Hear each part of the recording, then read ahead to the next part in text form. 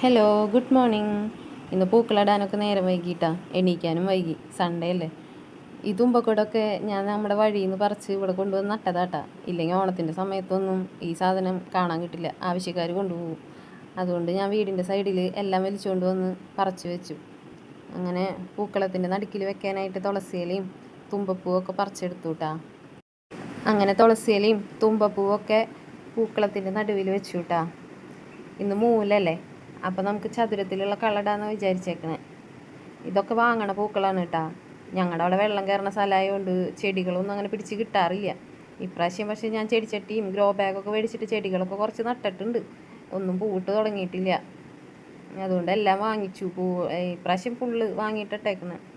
പിന്നെ തന്നെയല്ല, ഞങ്ങൾക്ക് അങ്ങനെ ഇവിടെ ഓണം സെലിബ്രേറ്റ് ചെയ്യാൻ പറ്റാറില്ല. ഇപ്രാവശ്യം മഴയും വെള്ളമൊക്കെ കുറവായതുകൊണ്ടാണ് പറ്റിയത്. അതുകൊണ്ട് തന്നെ എന്തായാലും പൂക്കളിടാമെന്ന് വിചാരിച്ചു. ഇന്നിടാനായിട്ട് ഇന്നലെ ഞാൻ 50 രൂപയ്ക്കാണ് പൂ വാങ്ങിയിട്ടാ. പക്ഷേ ആ ഓറഞ്ചും മഞ്ഞയും ചെട്ടിച്ചിയും ഉണ്ടമല്ലിയും റോസാപ്പൂ കിട്ടി. പിന്നെ ജമന്തിയുടെ തന്നെ 2 കളർ കിട്ടിയിട്ടാ എനിക്ക്. അങ്ങനെ മൂലം സ്പെഷ്യൽ പൂക്കളിട്ട് കഴിഞ്ഞു. എൻ്റെ പൂക്കൾ ആസ്വദിക്കാൻ എനിക്ക് ആരുടെ സഹായവും വേണ്ട, ഞാൻ മാത്രം മതി എന്നുള്ള ഭാവത്തിൽ കുറേ ഫോട്ടോസും വീഡിയോസൊക്കെ എടുത്തു കിട്ടാം. ഇനി വേറെ കാര്യം തൊട്ടാ, രാവിലത്തെ ഫുഡ് പൂട്ടും ഇന്നലത്തെ മീൻകറിയും നല്ല കോമ്പിനേഷൻ അല്ലേ.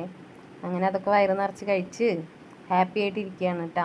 ഇനി ഉച്ചക്കലത്തേക്കുള്ള പരിപാടികൾ നോക്കട്ടെ. അപ്പോൾ ടാറ്റാ, ബൈ ബൈ. ഇത്രേ ഉള്ളൂ ഇന്നത്തെ വീഡിയോ കേട്ടോ.